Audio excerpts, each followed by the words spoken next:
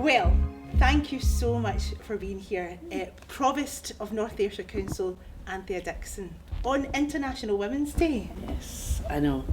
Well, thank you for asking me, but I have to say, nervous about the whole thing, so I'm going to be guided by you with the questions that you're going to give me this morning. Nothing to be nervous about.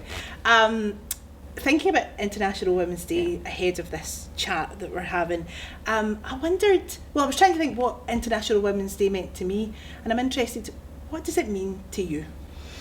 Well, it really means taking a time to reflect just how far women have come, what their contribution has been, but even more importantly, where they've not been recognised. And I just love to see the stories that are coming forward in the recent years of wonderful things that women have done and they have never had the acknowledgement publicly. And you know, I recognise that from other spheres of work in my own career, where you know, there will be a nominated man that gets the credit for the work that has gone on with the very hard-working women behind. And so equality is the thing that still motivates me and you want to strive towards. And it also makes you think about how many women there are around the world that's not even on the horizon. You know, even being able to just walk out their home on their own, be able to choose where they want to go. So yes, fantastic strides in some areas, but oh my goodness, there's an awful long way to go. The population of the world is just under 50% female. In Scotland, 51%, in the UK, 51%. But do we see that reflected in all the areas of work that we take part in? No. So, there's still a lot to do. Thinking about these, taking a day to really think about where we've come from, what we've achieved, but what else needs to be done. Absolutely, I fully agree.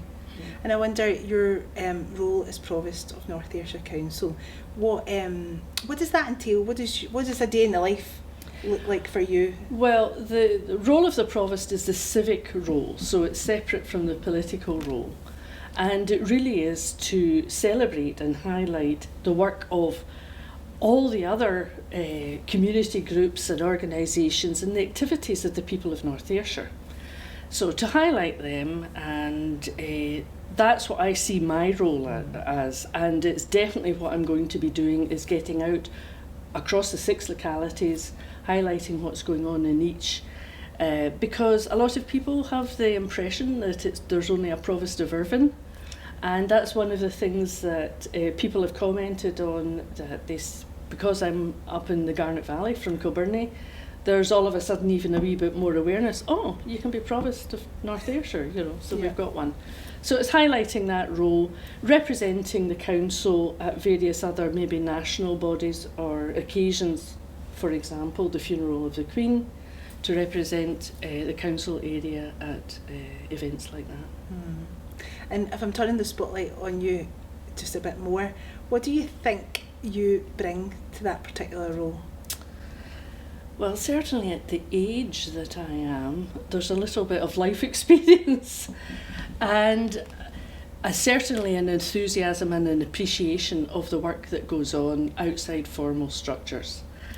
To me, a community, or the vibe of a community, how pleasant it is to live in it, is actually to do with all the activities that go on in it, the groups that interlink with one another through families, and provide that network that makes life enjoyable and worth living. So as I've got older, I appreciate the complexity of it, the difficulty of juggling all these things together. And so when people really succeed at something and achieve what they have set out to do, I am more than happy to be there to cheer them on and say, absolutely fantastic. Or if they're at the beginning of the journey, to say, right, what can we do and can we encourage you to keep going? So I think that's what I bring to it. And you mentioned obviously your role as, you know, a supporter of the community and the work that's going on there. In terms of thinking about International Women's Day and your role so far, what groups or even individuals have you met that have inspired you in the area, that are doing great work or achieving great success or making a real difference in the area? Well, certainly in my own experience, you can't go past North Ayrshire Women's Aid because the work that they do is absolutely fantastic. They're a very determined group of people. I have huge respect for Mary Begley, who heads that up. And the ambition that they have and the variety of ways that they come up with to help support individual women, so it's almost tailoring it for each individual woman that comes over their door, definitely inspires me. I volunteer at Café Solace every Friday in Café Solace in Kilbirnie, and that has been wonderful to see people coming through the group on their recovery journey. It started off as a recovery cafe, and we definitely still do that and bring people through, but it's mainly women that are involved in it. It has also been, during COVID, they were part of the community hub and making sure that prescriptions got out to people, food got to people. We were making food, cooked food, as well as preparing the raw food for them.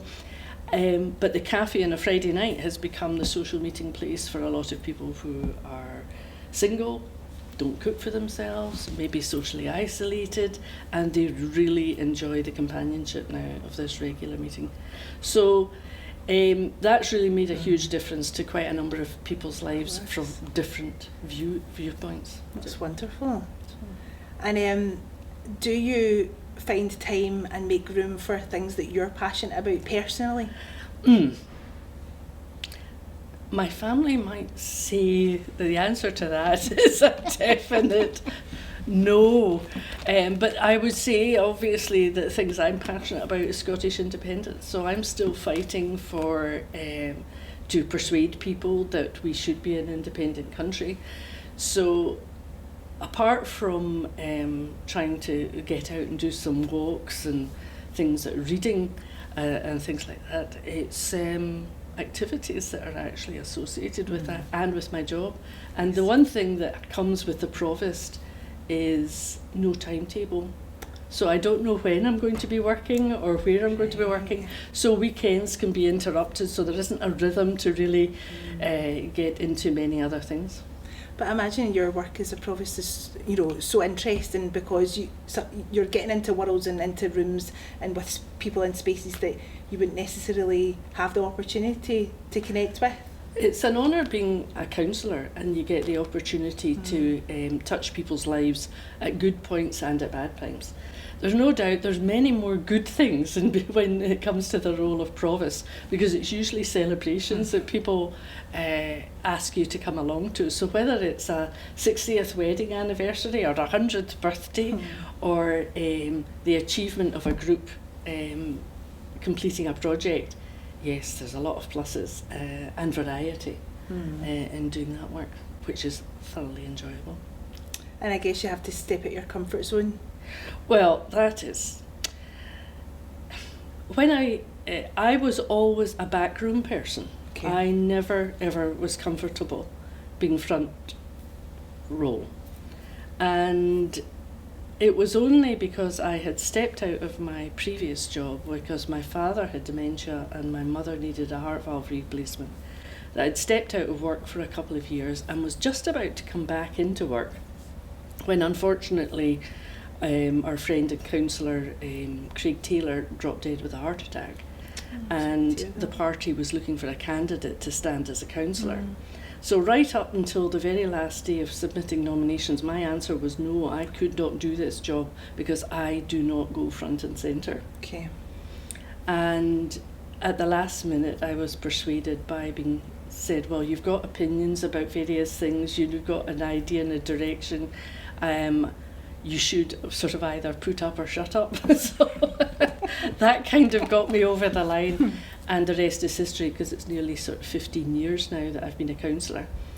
And so yes, you get pushed into a position that you're not comfortable with. I found myself further in the front. I always said I didn't like speaking in public. I absolutely hate getting my photograph taken.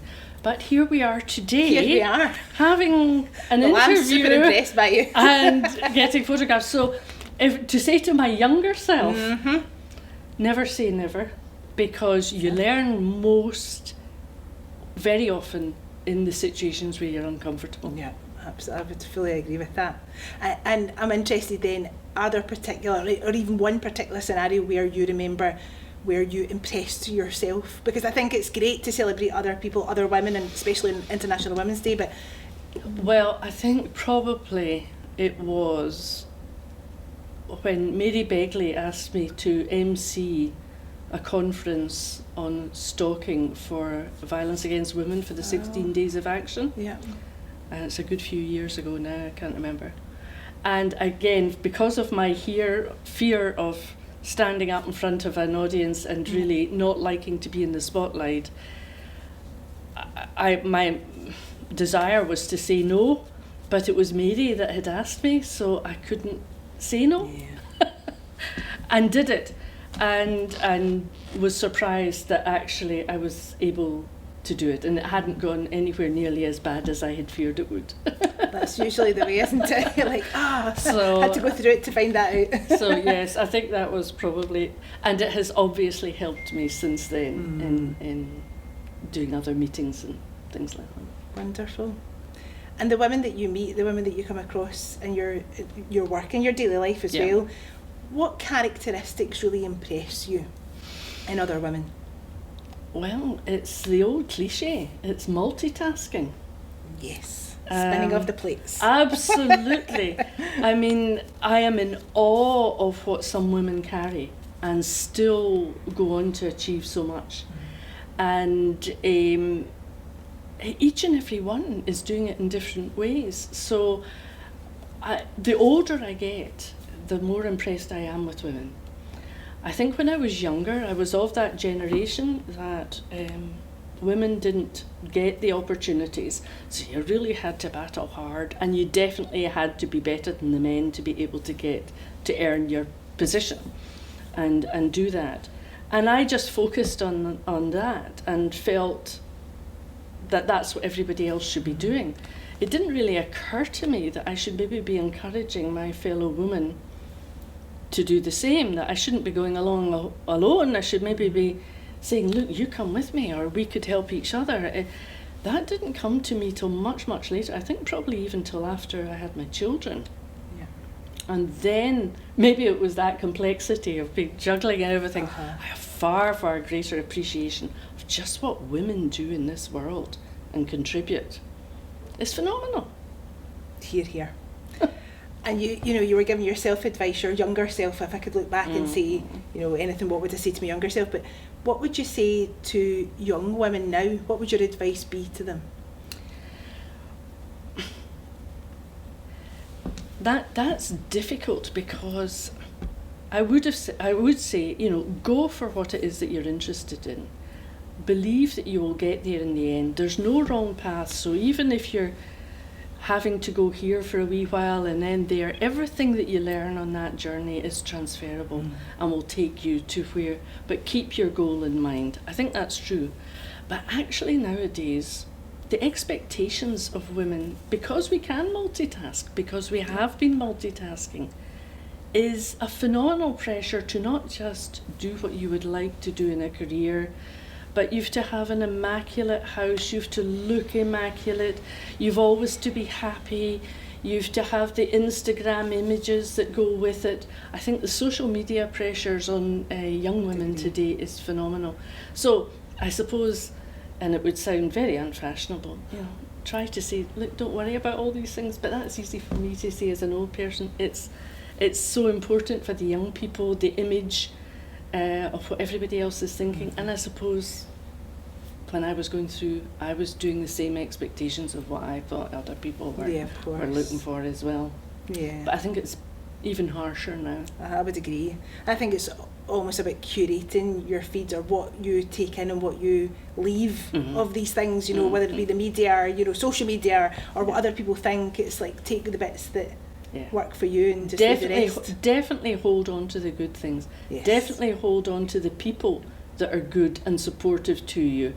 Don't go out your way to keep trying to appease or change the opinion of somebody else who's against you, because it will just drag you down.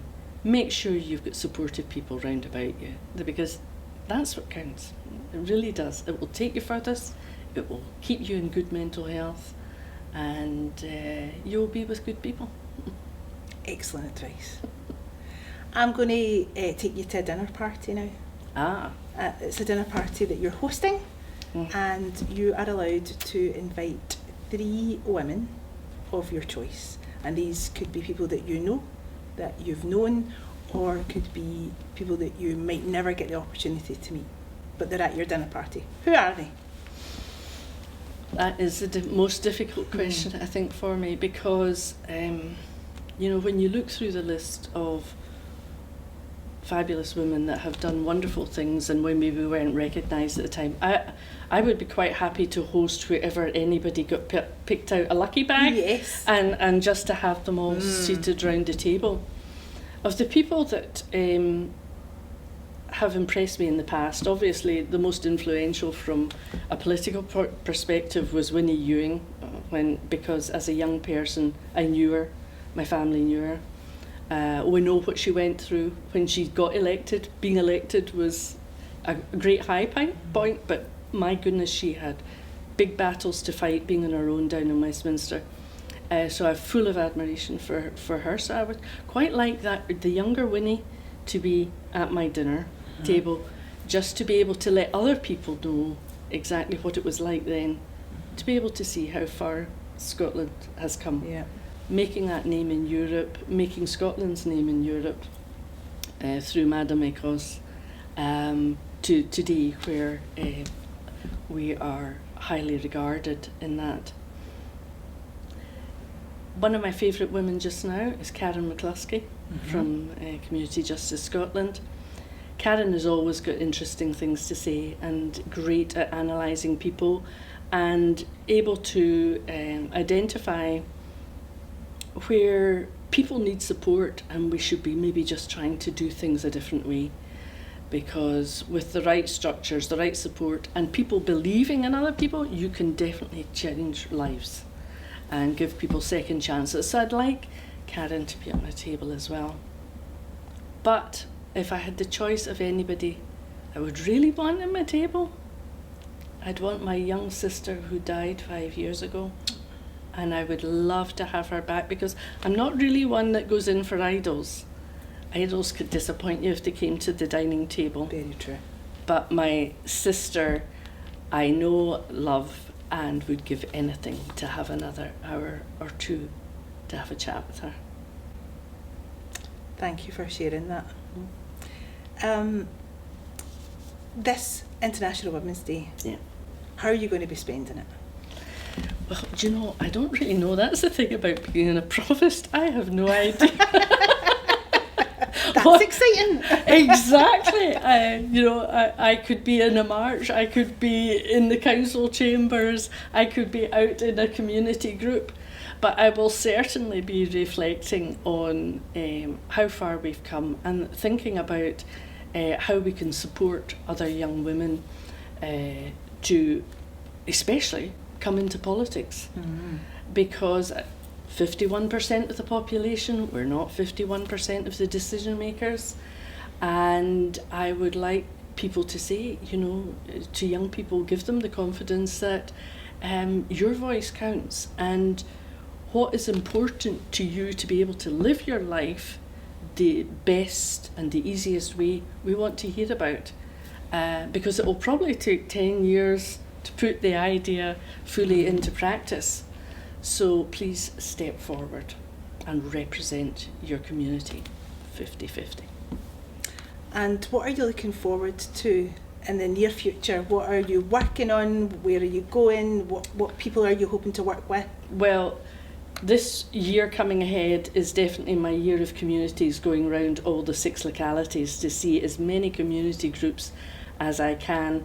Because sometimes people will say, there's nothing to do in my town or in my community or whatever. And I know from going round doorsteps when I've either been electioneering or as a councillor or working in the council, there are loads of things going on. But somehow or other, good news doesn't percolate in the media. So very often people don't know where it is, when it is, and what kind of things that they have on their doorstep. So I really want to highlight that. My son and his wife are going to have a second child in September, so lovely. I will be definitely wanting to get more involved in that, because their first child was born in lockdown and I didn't meet him until he was 11 months old. Wow. So I'd quite like to meet this one when it first comes into the world. That's lovely. Thinking about International Women's Day one more time, and some people might say, why do we need an International Women's Day? Why should we mark that? What would your response be? Well, my response would be, look at the news, there are women that can't go out. There are women that aren't able to be educated in the world. So you might think it's quite easy here, and I think still in the schools there's obviously equal opportunity. More women are going forward into university, but we still have that progression to get through of, well, how are you juggling home life and work life? What are the expectations in these roles? And so, yes, celebrate by all means, but don't forget the women that are needing support, like people that are affected by domestic abuse, somebody that maybe even needs a wee bit of help with their computer. I could transfer the lives. If you know somebody that needs a wee bit of help, give them it.